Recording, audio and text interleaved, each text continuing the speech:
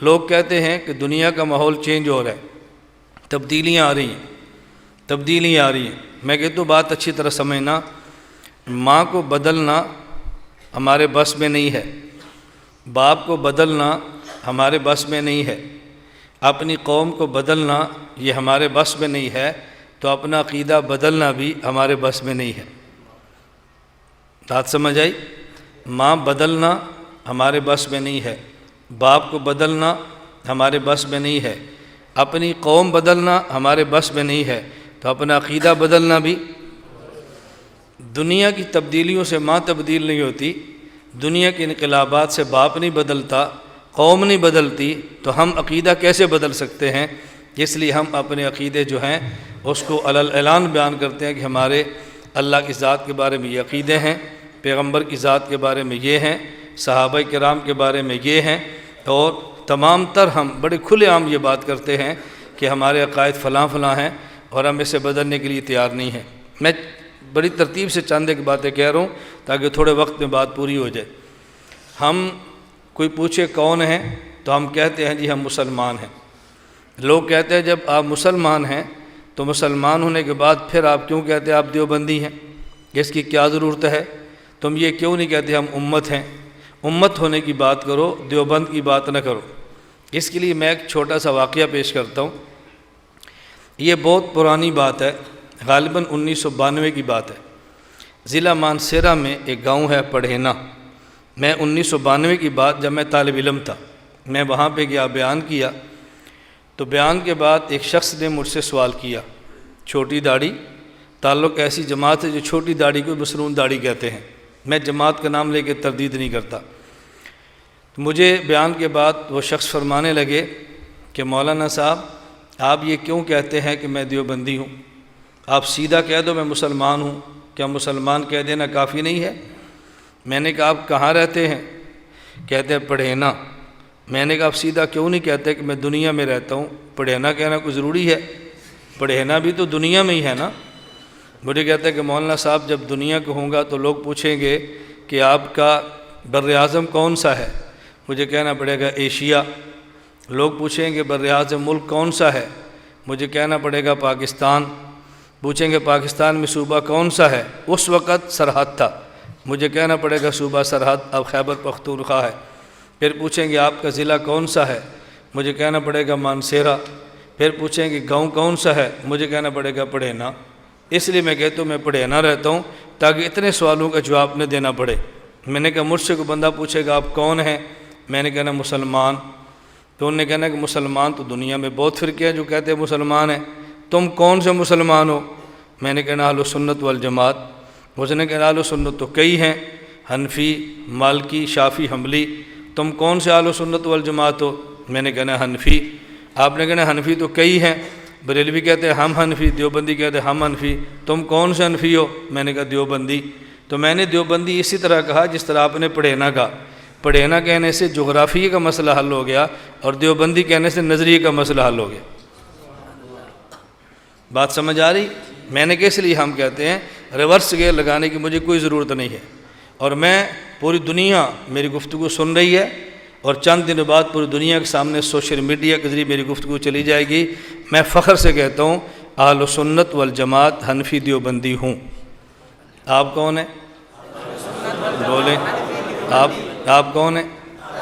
جو آپ میں سے یہ بات کہتا ہے کہ مجھے اہل سنت والجماعت حنفی دیوبندی ہونے پر فخر ہے، اپنا ہاتھ کھڑا کرے۔ جو کہتے ہیں مجھے فخر ہے اپنا ہاتھ کھڑا کرے۔ الحمدللہ۔ بات سمجھ آ رہی؟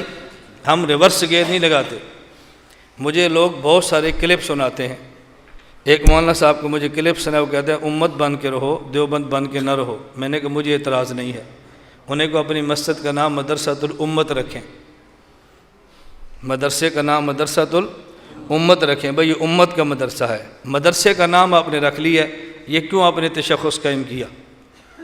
میں نے کہا جب آپ کا جلسہ یا اجتماع ہو اس میں 2 شیعہ بنائیں، 2 اہل حدیث بنائیں، 2 بریلوی بنائیں، 2 اور بنائیں۔ لوگ پوچھے کیوں؟ کہنا یہ امت کا جلسہ ہے، دیوبندیوں کا نہیں ہے۔ اجتماع ہے تو صرف دیوبند، جلسہ ہے صرف دیوبند، چندہ ہے صرف دیوبند، مدرسہ ہے صرف دیوبند۔ میں نے کہا انہیں کو کہ اپنے مدرسے میں کچھ بریلوی، کوئی دیوبندی، کچھ اہل حدیث، کچھ شیعہ، سب کو داخل کر لیں۔ لوگ پوچھے کیوں؟ آپ کہنا یہ دیوبند کا مدرسہ نہیں، یہ امت کا مدرسہ ہے۔ سمجھ آ گئی ہے میں؟ یہ کیا داخلہ صرف دیوبند کو؟ میں آپ کی خدمت میں عرض کرتا ہوں، ہمارے پاکستان میں وفاق کتنے ہیں؟ کتنے ہیں؟ دیوبند کا وفاق المدارس العربیہ، جماعت اسلامی کا اپنا وفاق، شیعہ کا اپنا وفاق، بریلویوں کا اپنا وفاق، اہل حدیثوں کا۔ مجھے بتاؤ یہ 5 وفاق میں نے بنائے ہیں؟ بولو تو مجھ پہ الزام کیوں ہے؟ جب یہ الگ شناخت جرم ہے تو آپ 5 وفاق ختم کر دو اور ایک نام دے دو وفاق المسلمین، وفاق الامت۔ میں سمجھوں بھی امت کی بات ہو رہی ہے۔ میرا مدرسہ مرکز اہل سنت والجماعت، ان علماء کے علم میں ہے اپنا اپنا مدرسہ۔ میں اپنے مدرسے کی بات کرتا ہوں۔ میرے مدرسے میں فارم آیا، یہ فارم ہم نے پر کیا ہے چونکہ میں وفاق المدارس کے ساتھ ہوں، اور اس میں لکھا ہے الحاق۔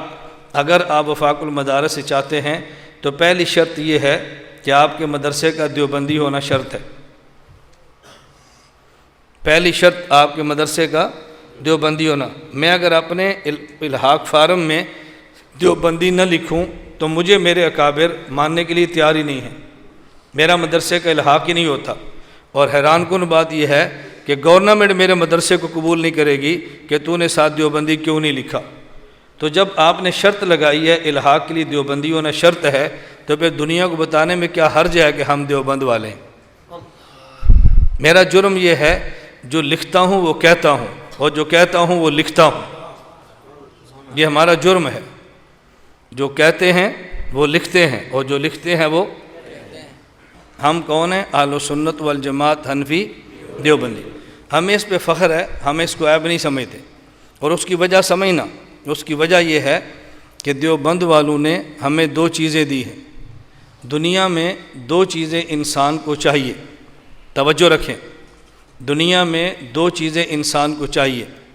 پہلی چیز، انسان کو نظریہ اور عقیدہ چاہیے تاکہ دنیا، قبر، حشر میں آدمی کو نجات ملے۔ نمبر 2، آدمی کو رہائش کے لیے مکان چاہیے۔ پہلی چیز مکان ہے، مکان کے بعد پانی، مکان کے بعد کپڑے، مکان کے بعد خوراک۔ اگر آپ کے پاس رہنے کے لیے کوئی جگہ ہی نہیں ہے، پانی آپ کیا کریں گے؟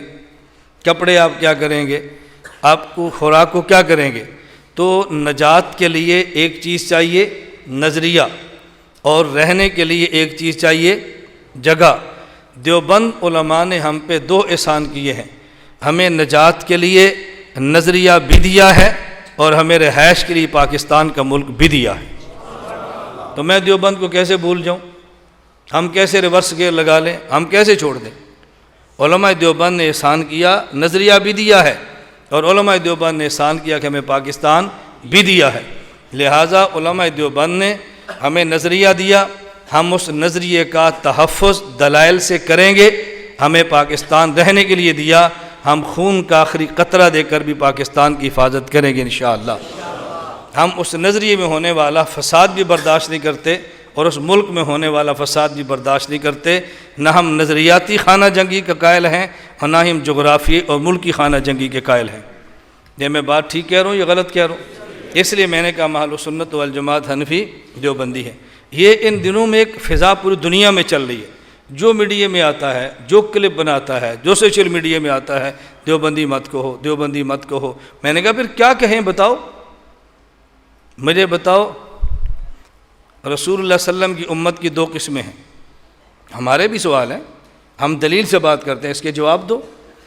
رسول اللہ صلی اللہ علیہ وسلم کی امت کی 2 قسمیں ہیں، ایک وہ جس نے حضور کو مانا، اور ایک وہ جس نے حضور کو، جس نے پیغمبر کو مانا اور کلمہ پڑھا اسے کہتے ہیں امت اجابت، اور جس نے کلمہ پڑھا نہیں پڑھا اور نبوت کو نہیں مانا اسے کہتے ہیں امت۔ آپ کہتے ہیں امت بن کے جیو۔ پھر اگلا سوال ہوگا کون سی امت، امت اجابت یا امت دعوت؟ اب ایک لفظ اور بڑھاؤ، ہم امت اجابت ہے۔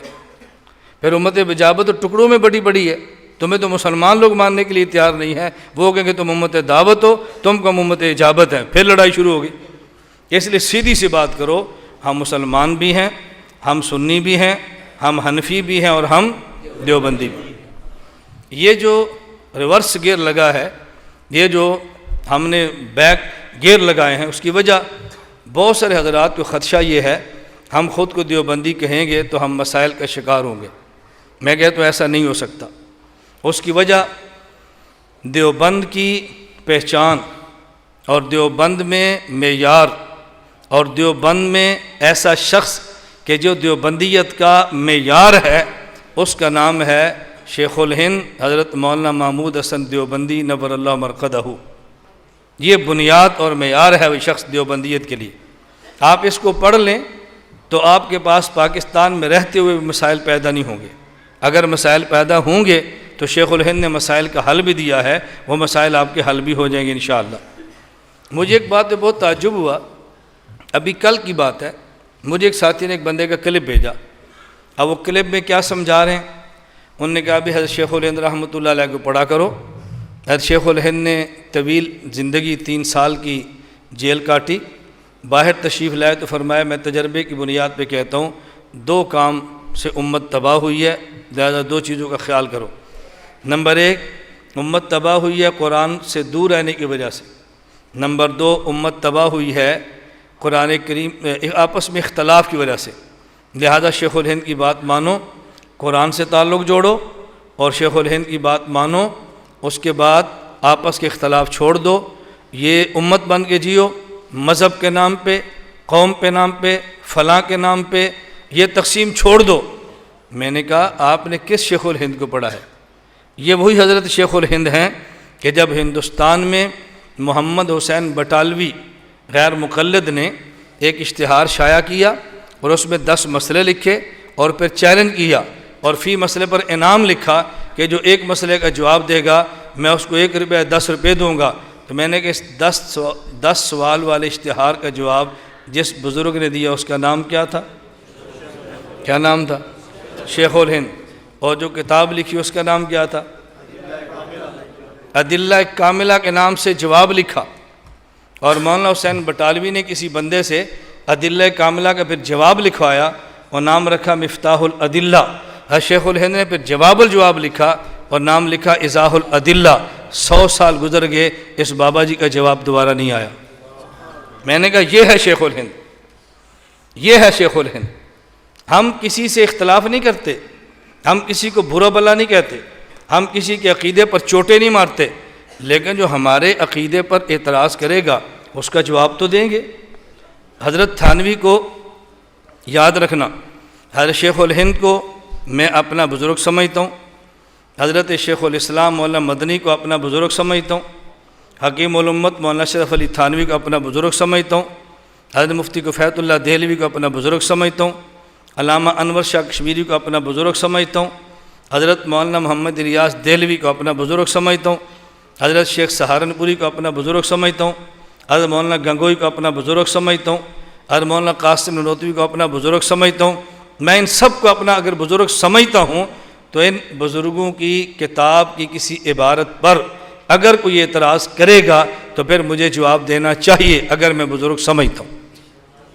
میں یہ نہیں کہتا میں کسی پہ اعتراض کروں، لیکن اگر کوئی اعتراض کرے تو پھر مجھے جواب دینا چاہیے کہ نہیں؟ لوگ کہتے ہیں بھی تمہارے بزرگ ہیں، تم جواب دو، تم جواب دو۔ اب جواب دینے کا معنی فرقہ واریت ہے، جواب دینے کا معنی امت کو توڑنا ہے، جواب دینے کا معنی یہ تو نہیں ہے کہ ہم نے ملک میں فساد مچایا ہے، ایسی بات ہرگز نہیں ہے۔ ہم اپنے اکابر کا دلائل کے ساتھ تحفظ کریں گے انشاءاللہ، جس کو میں ان 2 لفظوں میں بات سمیٹ کر یہ بات کہتا ہوں، ہم کسی مسلک کے اکابر کی پگڑیاں نہیں اچھالتے، لیکن اپنے مسلک کے اکابر کی پگڑیوں کا دفاع کرنا بھی جانتے ہیں۔ ہم کسی مسلک کے اکابر کی پگڑیاں اچھالتے نہیں ہیں، لیکن اپنے مسلک کے اکابر کی پگڑیوں کا دفاع کرنا جانتے ہیں۔ کسی مسلک کے اکابر کی پگڑیاں اچھالنا یہ غلط ہے، لیکن اپنے اکابر کی پگڑیوں کا دفاع کرنا یہ غلط نہیں ہے، یہ صحیح ترین ہے۔ اس لیے ہم اس کا اہتمام کرتے ہیں اور ہم 1 انچ برابر بھی اس سے پیچھے آنے کے لیے تیار نہیں ہیں۔